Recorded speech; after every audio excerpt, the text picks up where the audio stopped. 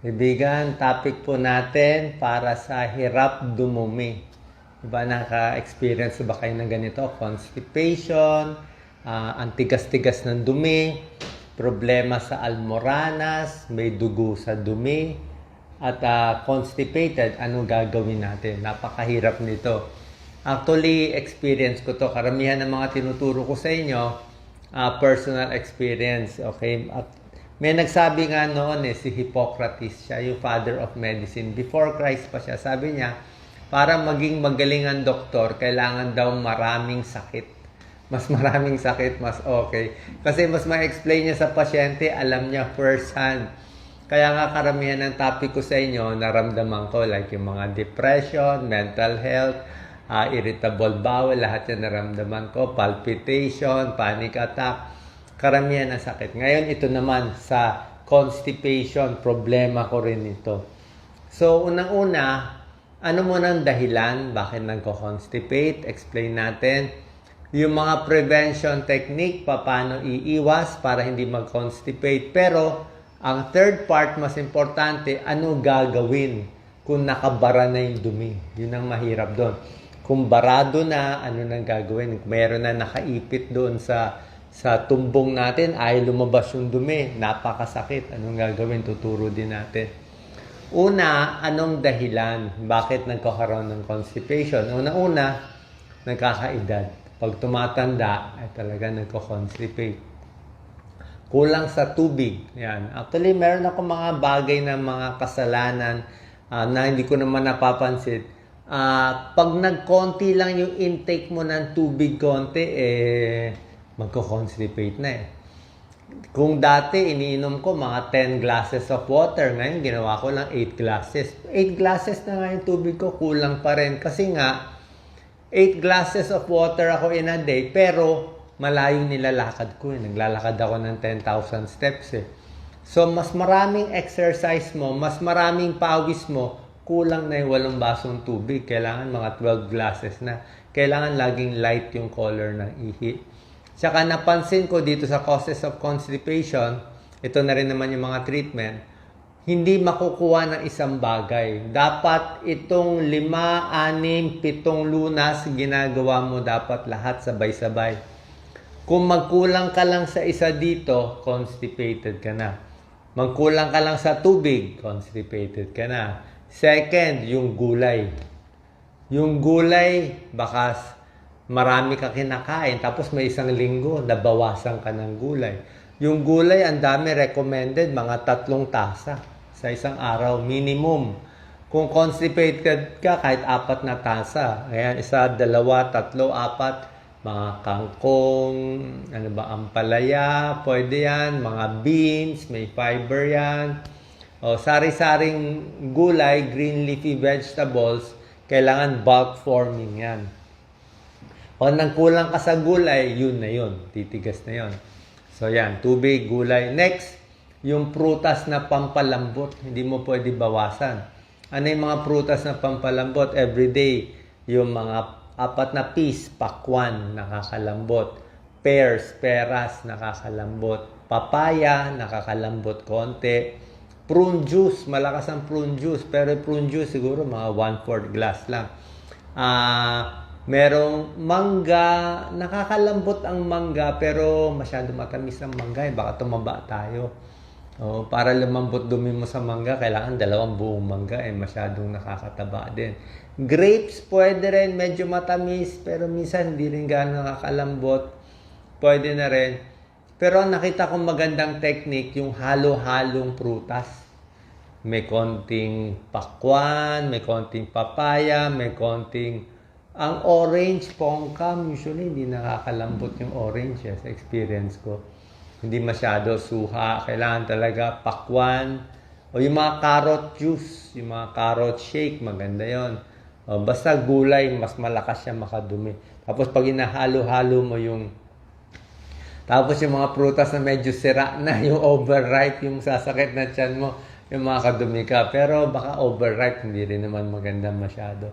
So yan yung mga causes. Ano pa? Kulang sa galaw. Pag kulang ka sa galaw, kulang ka sa exercise, mas titigas din ng dumi mo. Isa pa, ito hindi ito napapansin ng karamihan, mental stress. Hindi nyo alam, pag nai-stress kayo, mas nagtitibig kayo. Bakit? For example, hindi nyo ba na-experience to yung minsan, duming-dumi ka na, madudumi ka na. Tapos may nagsabi sa'yo, uy, may emergency, may gagawin dito, o may na-aksidente. Oras na makarinig ka ng emergency, yung feeling mo na madudumi ka, mawawala. Mawawala. Hindi ka na madudumi, hindi nakukuluan siya mo, biglang tatahimik siya, magic. Ganun kasi yung katawan natin. Meron tayong sympathetic and parasympathetic nervous system. Yung sympathetic, yung pag-fight or flight, yung nagwawala, yung merong adrenaline. Pag gumana yan, bilis ang tibok ng puso, lumalakas ang muscle, tapos babagal ang bituka. Halos hindi siya gagalaw. Kaya mawawala yung natataika yung feeling mo. Ayaw natin yun. Bumagal yung bituka, lalo kang constipated. Kaya dapat relax ka. Pag relax ka, para sympathetic nervous system, mas relax, mas gagalaw ang bituka. Mas maganda. Mas bubuka yung sapwet, yung anal sphincter, mas lalabas. So, mas relax, mas maganda rin. So, gulay, prutas, galaw-galaw, meron din yan. Malaking tulong yan. Isa pa pala, pag-edad. Ito, wala tayong magagawa. Pag-edad. Pag kayo edad, nung bata kayo, hindi kayo constipated. Pero pagdating ng 50, 60, 70, constipated na. Bakit? Tumatanda na kasi yung bituka natin. Aging. Puso, pag tumatanda, mas mahina. Utak, pag tumatanda, mas nakakalimot. Tiyan, bituka, pag tumatanda, mabagal na yung galaw. Pati yung mga enzymes, mabagal yung galaw. Kaya yung, dahil mabagal siya, mas constipated. Kaya nga mas babawiin mo sa mas maraming prutas, mas maraming gulay, mas maraming tubig nga dapat mong matanda. Kasi nga gusto mo siya i-push, mas ginagalaw-galaw yung tiyan. So, yan yung mga babantayan natin. Okay? So, paano na naman gagawin natin kung talagang nakabara na siya? Yan ang problema, di ba? Pag nakabara na yung dumi. Itong mga tips natin, maganda to kung okay ka pa, kung nakakadumi ka. Pero paano yung barado? May tinatawag na fecal impaction. Fecal impaction, ibig sabihin, di ba, ito yung large intestine natin, di ba? May ascending, ganyan, letter U, pabaliktad. Minsan, may matigas na dumi na naka-imbak doon sa dulo ng puwet natin, nasa tumbong. So, pag merong matigas doon sa dulo, kumbaga sa traffic, nagkaroon ng traffic jam doon sa dulo ng puwet natin, mag-iipon na yung dumi sa buong tiyan mo. Napakahirap nun. Biro mo, mag-iipon yung buong bituka mo, ganyang karaming dumi, hindi mo mailabas. Parang manganganak na, hindi manganganak. Delikado po yun. Sobrang sakit yun. Ang problema nga, matigas yung una. So, pag matigas yung una, paano na lalabas? Ayaw nga lumabas yung una eh. Kaya nakakatakot doon. Yun ang mahirap. Ngayon, tuturuan ko kayo ng technique. Meron pa ako isang mahalagang clue kung ano yung bago magbara tong matigas. Diba sinabi ko na sa inyo, kulang sa tubig, kulang sa gulay, nag-travel kayo sa ibang bansa, nag-travel kayo sa probinsya, nagbago yung kain nyo. Yan din. Isa ding problema, ang problema nga, pag matigas siya masyado, ayaw nga niya lumabas. Diba? Ito isang tip. Kung kayo, after, palagyan natin ang dumi nyo everyday, o dumi nyo every other day. Normally, ang dumi nyo, matatansya nyo, let's say, ganito karami ang dumi ko every day o every 2 days. Kung mapapansin mo, bakit for the past 3 days, ganito lang yung dumi ko, mas konti? Ano nangyayari? Diba? Dumudumi naman ako, pero bakit parang mas konti siya? Mas konti, mas konti. Pero everyday. Anong ibig sabihin? Ibig sabihin nun, pag kumukonti na yung dumi mo, ibig sabihin nun, nagta-traffic na. Napupuno na unti-unti yung bituka mo. Hindi mo lang napapansin. Mabagal na yung galaw ng large intestine, small intestine. Hindi na lumalabas. Nag-iipon na pala yun. So, oras na may clue ka na parang parang marami pang dumi, ay lumabas. Pag may feeling ka ng ganon, uunahan mo na. Damihan mo na yung pakwan, damihan mo na yung pinya, yung mga juice, damihan mo na yung gulay, igalaw-galaw mo na, damihan mo na yung tubig mo para matulak na yung dumi mo. Huwag mo hintayin siya na tumigas. Kasi pag tumigas siya, mamaya hindi lumabas. Mahirap yan. Ma-hospital pa tayo. Di ba? So, fecal impaction. Ano pa magagawang technique? Ito na, mga technique natin. Ito, personal experience ko eh. Pero siyempre, bago ko ibigay sa yung technique ko, ako po internist cardiologist, siyempre, kung may pera kayo, may time kayo, walang masama, pumunta sa gastroenterologist, siya naman ang boss. Ang gastroenterologist, siya expert dito. Usually, bibigyan ka nila ng pampadumi. Bibigyan ka ng mga, like yung mga Sena. Merong mga Sena capsule. Maraming brand dyan sa atin na makakadumi ng mas mabilis. Meron ding ibang tableta na mas mabilis pa makadumi in 8 hours. Merong ibang syrup like lactulose. Sa matatanda, binibigay namin lactulose. Lactulose syrup, 2 tablespoons sa gabi. Mga 30 ml sa gabi. Tuloy-tuloy lang yan. Pero mabagal siya. Napapalambot niya yung dumi, pero after 3 days, bago pa lang makakadumi. So, mas gusto natin yung swabe. Mas yung swabe na lactulose, yung dahan-dahan, yung prutas, yung gulay, mas swabe. Yung iba kasi, iinom lang ng tableta na mabilis magpadumi. Hindi ko na babanggitin yung mga brands. Like, ang generic niya, mga Bisacodil, mga ganyan. Yung mabilis kasi magpadumi within 8 hours, ang problema doon, pag nasanay ka dito, uminom ka. Pipilitin niya i-push. Okay? Paano kung nabara sa dulo? Diba? Kaya ba o hindi? O let's say, pinilit niya ma-push. Pag na-push niya yung dumi mo, ang gagawin ng bituka mo, kasi pinabilis mo siya bigla, gagawin ng bituka natin, magbabagal. Magko-constipate siya. So, pag pinabilis mo siya ng laxative pampadumi, ang side effect nun, constipated ka sa susunod na araw. Kaya pag na-constipate ka, anong gagawin mo? Inom ka na naman ng laxative. Tapos mako-constipate ka, inom ka naman ng laxative. So, habang buhay ka na naka-laxative. Yan ang tinatawag na laxative abuse. Diba? Kaya hindi maganda rin na maging dependent na tableta pampabilis. Dapat pang bihirang-bihira lang yun, pang emergency. So, ano pa ibang technique, lalo na yung parang ayaw na lumabas yung dumi. Ganito ginagawa ko. Ito para lang sa mga naka-experience ng baradong dumi. Minsan kasi, nandiyan na yung dumi, ito yung puwet natin, ayaw siya lumabas. Parang nakabara siya talaga. O, nakakatakot. So, pag pinilit mo, hindi siya talaga lalabas. O baka mawarak yung ano. O baka pag iniri mo ng 30 seconds, sobrang iri. Delikado, sobrang iri. Pag iniri mo masyado, baka ma-heart attack ka. Iniri mo masyado, baka ma-stroke ka, ma-high blood, baka maluslos, maglabasan yung almoranas, magdugo-dugo yun talaga. So, ang ginagawa ko minsan, pag uupo, ayaw lumabas, tinatayo ko. Tayo ka muna, di ba, sa banyo, tapos italon-talon mo. Pwede parang stand in place, di ba, nakaupo ka, ayaw lumabas. Tumayo ka, nagbago yung position ng matigas na dumi. So, nagbago konti yung forma. Tinalon-talon mo, gaganon-ganon siya. So, minsan, nachi-chip off. Meron nachi-chip off. Merong lalabas na pa konti-konti. Kung ito'y matigas na bato doon, parang bato, at least nababawasan yung bato. Di ba? Baka may lumabas pa konti-konti. Di ba? Upo, tayo. Minsan, makalabas lang konti. Tapos, sabay konting ire, baka lumabas konti. Minsan, pwede na yun. Baka ganito yung position ng matigas, ayaw lumabas. Inupo mo, tinayo mo, inikot-ikot, sinayaw-sayaw mo. Minsan, up to 15-20 minutes ka maghihirap sa CR, baka gumalaw-galaw siya. Baka yung dumigmag ganun ng pwesto, mas lumusot siya. Yung iba nag-i-squat, pwede rin yung squat. Yung iba tinataas yung pa. So, iniiba-iba, minsan effective na.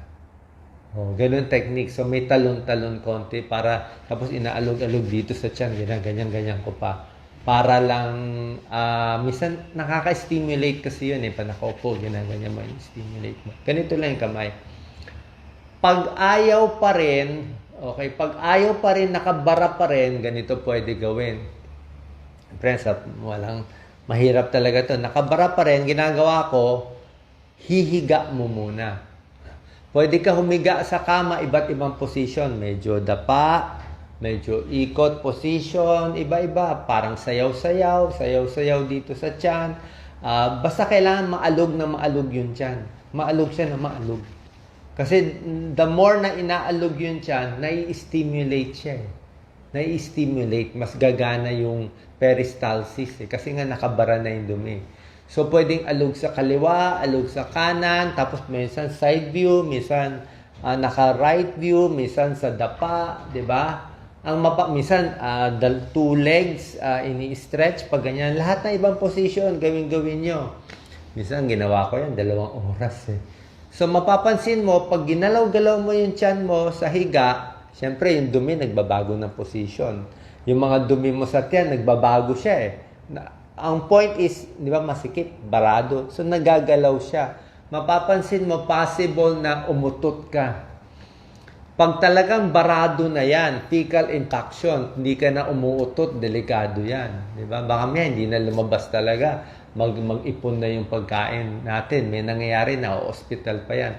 So, pag ganyan, ginalaw-galaw mo, minsan, lalabas na yung hangin. Uutot ka na, which is good news. At least, meron ng hangin lumalabas, di ba? So, nagbabago na yung position. So, pag ganyan, side view, ikot-ikot. Tapos, after a time, pag na-feel mo yung hilab, balik ka ulit sa CR. Diba? Balik ka ulit sa CR pag na-feel mo na hilab. Habang sinasabayan mo ng mga prutas, tubig, gulay, at least medyo yung mga juice na dapat fresh juice eh, yung mga shake para makalambot eh. So, kasi mas natural itong mga prutas, hindi siya talaga laxative abuse. So, pagbalik mo sa CR, pag nakahanap ka na ng timing, upo, tayo, tinatry mo siya ulit. Siyempre, nagbago na yung position niya, di ba? Nagalaw-galaw na siya, baka nadurog na siya. So, pag na-feel mo ulit bumababa, pwede mo subukan i-ere. Di ba? Kasi, usually, matigas yung una lang eh. Yung unang part, kumbaga sa pencil, baka yung ganito kahabang dumi ang matigas lang eh. Baka ganito kahaba eh. So, kailangan, barang nanganganak, mailabas mo lahat to. Okay, minsan, kailangan malabas mo na yung una, konti. Hanggang pag nalabas mo na itong buong matigas, tuloy-tuloy na yung nasa likod na nag-ipon-ipon. Maglalabasan na lahat ng dumi. So, ang technique ko lang, pag erase, wala kang choice. Ang hirap i-erase to, ang tagal niyan eh. Ang technique ko lang, huwag ka lang umiri ng sobrang tagal. Lalo na sa mga may edad na, huwag lang yung 30 seconds na ire, baka magluslos, mag-almoranas, ma-heart attack. Kasi during pag nag-i-iri tayo na kumikipot yung ugat sa puso, baka ma-stroke tayo kasi sasakit din ulo mo kaka-iri. So unting relax lang. Pwede ka umiri mga 5-10 seconds. Yan, i-iri mo lang 5-10 seconds tapos pahinga konti. Hinga. Tapos nafe-feel mo lalabas. Tapos iri mo ulit, tapos pahinga. Iri mo ulit, pahinga. Okay, habang inaalog yun yan. Another technique, ito, sarili ko lang experience, bukod sa tiyan na ginagalaw, pwede rin i-press ng swabe lang. Swabe lang yung mga alog-alog Pwede malakas yung alog, pero ganyan lang yung kamay. Wag mo tusok-tusukin yung tiyan. Wag tusok-tusukin. Ayaw natin tinutusok. Mamaya may matusok kang ng artery o bituka. Basta walang tusok. Ganun lang. Ganito lang. Minsan ginagawa ko, pwede mo rin i-press dun sa tumbong. Dun sa siyempre, nakaipit sa tumbong. Minsan may hangin dun, nakabukol yon. Minsan pa nakahiga, i-press mo din, galaw-galaw. Pag naggalaw yung position ng dumi, makakalabas na yun. Okay? So, ganon. Pag may matigas, then idasal mo maigi, pilitin mag-relax, kasi lalo ka kakabahan, lalong titigas yan. So, hayaan mo, pag nakalabas na yung una, konti, tapos iri mo tuloy-tuloy, lalabas na yung nag-ipon. Baka ganito karami makuha mong dumi. Okay? So, yan yung technique na ginagawa ko na pwede nyong gawin. Yung mga abdominal massage. Sa doktor nga, meron tablet. Tapos, sa doktor din naman, ang gagawin, lalo na sa matatanda na hindi kaya gumalaw, ginagawa namin manual extraction. Alam niyo yung manual extraction. Meron kaming gloves, meron kaming KY, dinudukot namin yung dumi. Okay? Pero hindi mo naman magagawa sa ordinaryong tao. Pwede rin naman, kaya lang masyadong aggressive na, baka masugat pa. Pero sa may edad, ginagawa namin. Meron din yung mga enema o yung mga suppository. Pwede rin, pero usually, pang last resort. Siyempre, mas matatapang na yun eh. Okay? So, yun lang po mga techniques natin. Sana po nakatulong to. Napakahirap. At oras na makalabas na yung dumi, tandaan natin, kailangan gawin natin lahat ng techniques. Tubig, marami lagi. Gulay, marami lagi. Prutas, marami. Galaw, marami lagi. Tapos pag dudumi, kailangan sure tayo na nailabas natin karamihan. At para hindi magbara itong mga dumi sa tiyan natin. Napakahirap. Salamat po. Ingat po palagi.